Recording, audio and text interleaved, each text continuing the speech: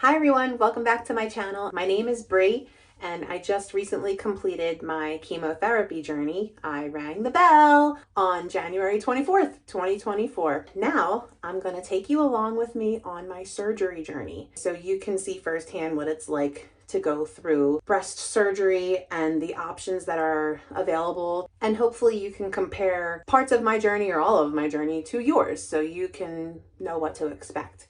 In this video, I'm going to go over the options that I had before chemotherapy started and the options that I had after or near the end of when chemo was just about done, when I had my MRI and my ultrasound to see how the tumors responded and how the cancer in my lymph nodes responded to chemotherapy treatment. I'm also going to tell you which type of surgery I chose and why, and what to expect with that surgery, my surgery date, which is an interesting date, and what life is going to be like after, and the healing process, and what I expect as far as the days and weeks after my surgery is complete. So if that is something that interests you, keep watching. When I had just begun chemotherapy treatment, I had three options as far as breast surgery goes to remove the cancer that was present. I unfortunately was not a candidate for a lumpectomy because I have invasive ductal carcinoma with DCIS. So the way my tumors were, I have three little tumors that were in my duct, and the DCIS had broken out of the duct and became invasive ductal carcinoma and spread into my lymph nodes. So I was not a candidate for a lumpectomy just based on that alone. I was a potential candidate for what is called a quadronectomy, where if my body responded to treatment enough to where the cancer shrunk down into a small enough amount that could be removed, kind of like a lumpectomy, but it's a bigger portion of your breast that's taken out. It's a quarter of your breast, essentially. It's why it's called a quadronectomy. The breast would have been smaller since they're taking a quarter of it out. And that was an option to keep the currently healthy breast and keep the diseased breast, but do a quadronectomy. And it would have been a lift and reduction in the healthy breast and a lift and reduction because they're taking a quarter of it out in the diseased breast. My other option before chemo started was a single mastectomy and then keep the healthy breast as it is, or do like a lift and a reduction if I wanted to. And then my third option was a double mastectomy or a bilateral mastectomy, which would remove both breasts as like a preventative thing to do based on whether or not I had a gene or just my choice or whatever I was most comfortable with. After I got my MRI results, I did put up a video showing my MRI results as well as my ultrasound results. The good news is my body responded to the chemotherapy very well in my lymph nodes, in my axillary, which is my armpit. So from what they can see in imaging, there is no cancer present in the axillary. So the chemo worked and it pulled it out of my lymph nodes. Now, again, they test the lymph nodes in surgery live to just triple check and make sure that there is no cancer present. We'll get into that later into this video, but if there is cancer present, 1, 2, 3, up to, I don't know, maybe even like 8 or 9 lymph nodes could possibly be removed as a prevention, just to make sure the cancer is not spreading into my body. Once my breast surgeon received the results of my MRI and ultrasound, and I will link that video here, my MRI results, just so I don't have to talk about it too much in this one, but because I go over all of that in this video right here. When he got my results back, I was no longer a candidate for a quadronectomy because what was left and the DCIS that had spread all over my breast, he would have had to take out a little more than half of my breast because there was still DCIS present. The tumors were still there, though they were smaller, they were still there, and my breast would have essentially looked deformed. Also, in my MRI results, there's a section that says anterior skin thickening. It's improved, but it's still thickening. So I asked what that meant. Basically, the cancer that is still present and was present this whole time in my right breast is so close to the skin, like the actual exterior of my breast, that he needs to also remove a part of my skin, like that I can touch with my hand. Because the cancer, if he were to remove all of the tissue close to that skin, he's worried that that section of my breast, it's over on this side, that section of my skin is so close to the cancer still that even if he removes all of that tissue, there still could be some cancer cells left over. So to just have a clear margin, he would have to, well, I can't do a quadranectomy anymore because it would just leave me looking deformed. I would literally have a half of a breast. And at that point, why not just take the whole thing off? So, no longer a candidate for a quadranectomy. Now having these MRI and ultrasound results, I am only a candidate for either a single mastectomy or a bilateral mastectomy. Obviously, it was my choice to even touch the currently healthy breast. There are a lot of moving parts to my specific breast cancer diagnosis and how my body responded to treatment. So every situation is going to be different. Your situation is going to differ from mine. But as far as making the right decision, I have a gene mutation. It is the ATM gene mutation. And my breast surgeon explained to me with actual percentages and facts and studies and all of the patients that he has worked with who has this gene and the recurrence rate, all of that. I got all the information that I really wanted and needed before I made an informed, confident decision. And based off of that information, the currently healthy breast has around a 40 to 60% chance of getting cancer before I die of natural causes as an old lady in my bed, because that's how I'm going to die. I'm going to be 105, cute old lady in my bed, fall asleep, and that's how I'm going to go. That's how I hope I go. But I took all of these facts and options and put it all together and I made a decision. So the type of surgery that I finally decided to go with is called a skin-sparing bilateral mastectomy. Why I chose this is to have peace of mind and prevent as much as physically possible the chance of me ever getting breast cancer again, and to get very clear margins. I know nothing is promised. I know there is still a very low chance. I think it's like 1 to 3% chance of getting a new cancer or a recurring cancer in the tissue that is left behind after even removing your entire breast, because in order to keep the skin alive, the surgeon has to keep a thin layer of your actual tissue underneath the skin or the skin will die. So based off of all the information that I got, the fact that I have this ATM gene, the fact that I am 39 years old and I have breast cancer already and this gene, and I have a lot of life left to live, the risk of me getting a new cancer or a recurring cancer from now until I die as an old lady in my bed at 105 years old, because that's how I plan on dying, it just made sense to be as preventative as possible. And that's why I chose the type of surgery that I chose. Now, I do want to mention removal of both. Even though it is skin sparing, I will be losing both of my nipples. I am okay with that now. At first, I was kind of freaked out by that for various reasons. I'm sure as a woman, you can relate as to why. I mean, it even goes as far as like intimacy and just the fact that we've had nipples our whole life and now we're not going to have them at all. They're going to, at first I'm like, it's going to be like a bionic boob or boobs. I am now accepting of it and I'm ready for it. I'm fine now. In the beginning, I was not okay with that. It freaked me out. So I can totally understand if you don't feel comfortable doing that. There is a nipple sparing mastectomy option.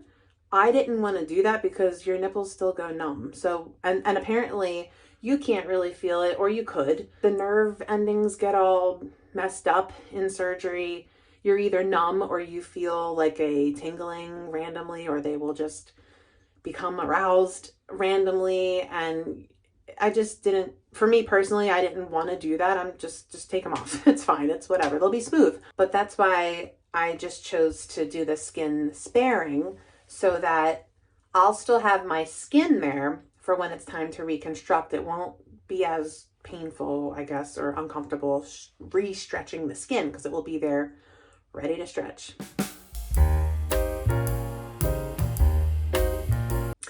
My surgery, are you ready for this one, is going to be on Valentine's Day. Yep, you heard it correctly. Happy Valentine's Day to me. It is what it is. I'll never forget it. I'll never forget that day. And then the week after is my birthday. So I will be 40, bald, and boobless. Another birthday that I will never forget. So I'm going to need some prayers and positivity on Valentine's Day, because I'm going into surgery, a major surgery. And yes, I'm nervous, but I'm also very ready to just get it over with. So I really appreciate all your prayers that day. Please keep me in your prayers. Valentine's Day morning. So before I even go in to have surgery, I have to get a chest x-ray done, because I guess they just want to make sure your lungs are clear, because you're going to be under anesthesia. You shouldn't have any pneumonia or any type of like breathing issues, whatever. I'm really honestly not sure. I just know it has to do with your lungs, and they want to make sure that you are good to go for surgery. I also have to get what is called a SAVI placement.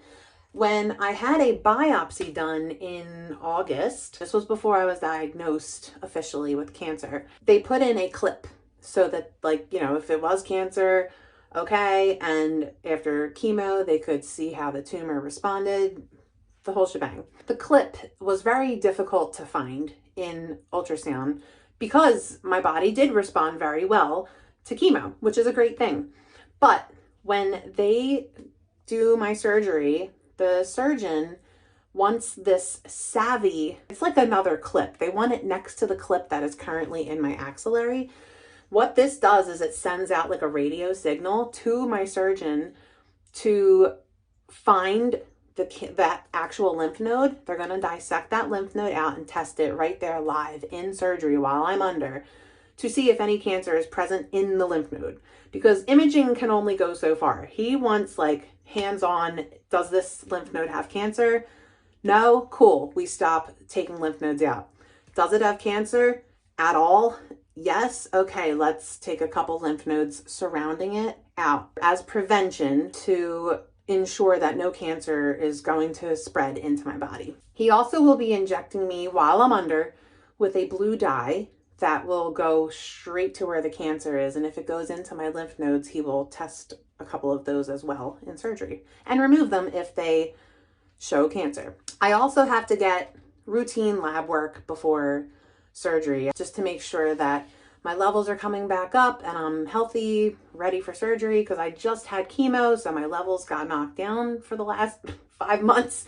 So you just want to make sure that you're healthy, your body can handle surgery. It's a huge thing, and your white blood counts are better, red blood counts are better, your clotting, your hemoglobin, all that stuff. You want to make sure everything is good. I also decided to have immediate reconstruction with my skin sparing bilateral mastectomy. What that means is I am going to have 2 expanders placed. Once they remove all of my breast tissue, they will be putting in breast expanders that go in against my chest wall. I'm not sure if it's going to go under the muscle or on top of the muscle. I think that's up to the plastic surgeon, who's going to be the one who reconstructs my breasts. Now, I will not be able to reconstruct until radiation is done.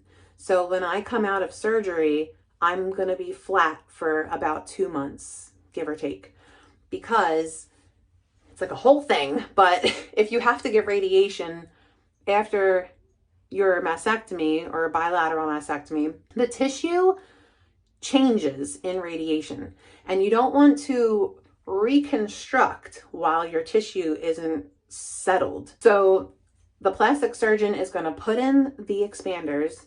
She's not really going to fill them much, if at all. Like it'll just look flat. I'll get my radiation, which is going to be about 5 or 6 weeks worth of radiation. So about 2 months, plus me healing after surgery. So we're looking at like mid to the end of April. That's when I can begin slowly reconstructing my breasts. And what that entails is I go see the plastic surgeon once a week, every week, and she will fill, I believe it's like 50 cc's every week to slowly re-expand my expanders to the desired size of what I was before breast cancer came into my life. Or if I want them smaller, which I probably will because they were kind of big, I will just stop when I'm ready. Once they are expanded to the size that I'm most comfortable with, I then have to wait 3 more months to let it stretch and heal and settle before the final breast implants go in, which is another surgery. So I'm looking to be done this whole breast building journey in probably the fall or winter of this year, 2024. It's a very long process, especially if you have to get radiation after. So it kind of delays your reconstruction piece of the surgery. And I can totally understand how some women can feel body dysmorphia. I haven't even had mine off yet. And I can just totally understand why a woman would feel body dysmorphia or feel depression when you look down and there's nothing there. And they might even look like a wrinkly raisin because I'm skin sparing, which means my large breasts right now are going to shrivel down to just skin kind of sitting flat against my chest. But I'm okay with that. I have accepted it for what it is, and I'm ready. I'm ready to go. I just want the cancer out of my body. I'm all about being healthy and living, and I don't even care about this part. As long as I'm alive, I don't care. As long as they look decent when I'm done, and as long as my body accepts them, because that's another thing. It's rare, but some bodies reject the expanders, and you get an infection or swollen or whatever. There's a lot of things that go into this surgery and the healing process after that you have to take into consideration when you're making your decision.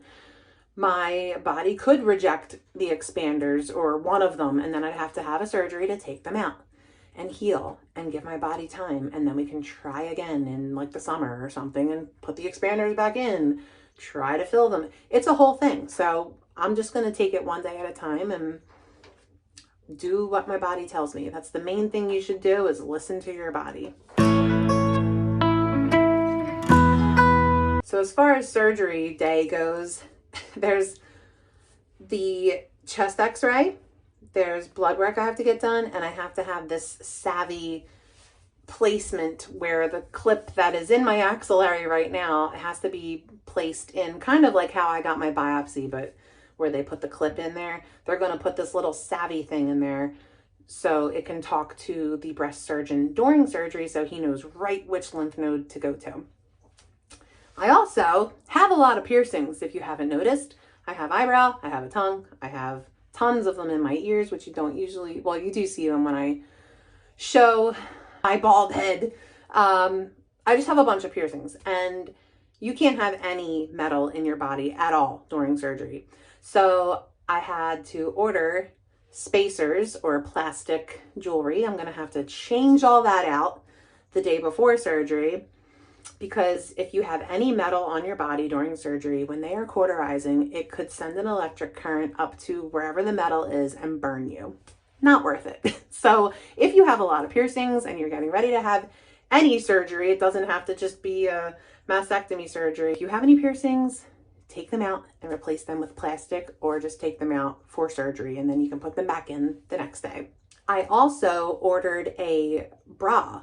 They do provide a post-surgical bra, which I'll wear, but as far as healing and recovering goes, if that one happens to be uncomfortable, I ordered it looks like a sports bra, but it's a zip up in the front, because I was told by my breast surgeon and other survivors that I'm friends with that the zip up was just so much easier, and it's easier to put on and take it off and get into, because you can't really be moving your arms too much with like resistance after surgery, because you don't want to tear your incisions. You definitely want to have a good bra as a backup. Now, the fact that I'm going to be flat, it was kind of hard to figure out what size bra I would need, because when it's a sports bra, it's like small, medium, large, extra large, extra large, whatever. Currently, I'm usually an extra large because of my cup size, but now I'm not really sure. So I asked my plastic surgeon, what size should I order? She said still order the same size that you would wear, like inches or around that, because you don't want that pressing under here, because that's where the incisions are going to be. You don't want this part pressing at all. The cups are just going to be flat. So if you can pick a cup size, get a little one. I also was provided with a body wash that I have to wash my body with the night before surgery and then the morning of surgery, especially in this area, but head to toe, but really focus on this area. So I am sanitized before surgery to avoid any type of germs or bacteria getting in there and messing everything up. I already got this from a dear friend of mine. She is a survivor as well. She was kind enough to give me her mastectomy products and things that she used to heal after surgery. This is like a waistband. Let me back up so you can see it maybe. Waistband that it's adjustable for any size, and you wear this around your waist if you need something to hold your drains, because I am going to have drains coming out of each side. If I have a lot of lymph nodes taken out, he said I may have 2 drains on one side and just one on the other, which is going to be kind of weird because there's only 2 on here now that I'm thinking about that. I'll figure it out. But what's cool is the drains also have little clips on them, so I could just clip it to like my shirt or whatever. But this goes around your waist, and your drains will sit in these little pouches, and you just want to keep them, you know, not dragging, hanging, or pulling or tugging, because that can irritate the incision where they go in to drain any fluid that's coming out from the surgical site. The drains have to be emptied, I believe they said 3 times a day. I have to write down on a piece of paper how many milliliters or whatever it is my body is putting out every day. And the goal is to get, I think they can be removed when you're under 30 mLs. I think it's milliliters every day. Pretty sure it's mLs. But again, I'm going to write everything down. And they said expect the first day or 2 to be like red blood. So don't be alarmed. And it should, as it's healing, get like a lighter pinkish and like not as bright red over the following days, and then eventually turn to like a yellowish color, like a yellowy clearish fluid. And that's a good sign. That means your body is healing properly. If it is at all milky or white, that is a huge sign of an infection, and you need to notify your doctor immediately. So that is pretty much it for this video. I hope it helped you in some way if you are preparing for a mastectomy, or even a lumpectomy or a quadranectomy, bilateral mastectomy, whatever you are deciding to do. I hope this helps to prepare you for what to expect, and I want you to ultimately feel confident in your decision of what you decided to do, because it took me a long time to decide what I wanted to do. I was very overwhelmed. I didn't want to do too much. Am I taking off too much, or am I not taking enough? So whatever decision you make, just know in your heart that you are doing the right thing. And the goal is to stay alive and be healthy and hopefully never, ever get cancer again.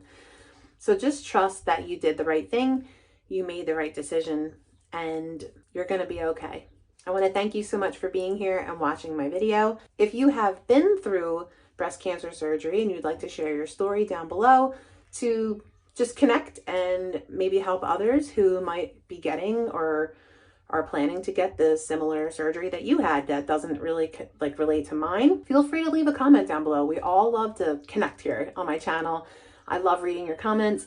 I love all of your support and your love, and I love to hang out in the comments with you and connect as well. I always say, if you and I are having a chit chat, somebody that we don't even know could be reading our conversation and learning from it, or comparing their story to us having a conversation, or you and somebody else having a conversation in the comments. So it's a great way to just give back and help spread awareness and help spread support to the community. All right, so I hope this video helped you in some way.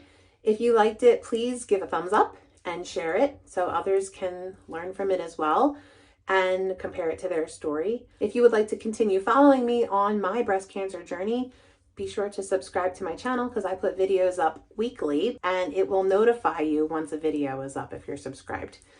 All right, I hope you are having a lovely day, and I hope you just follow your heart, follow your gut, and know that you did the right thing with whatever decision you decide to make. Have a great day, everyone, and I better see you in the next one. Bye.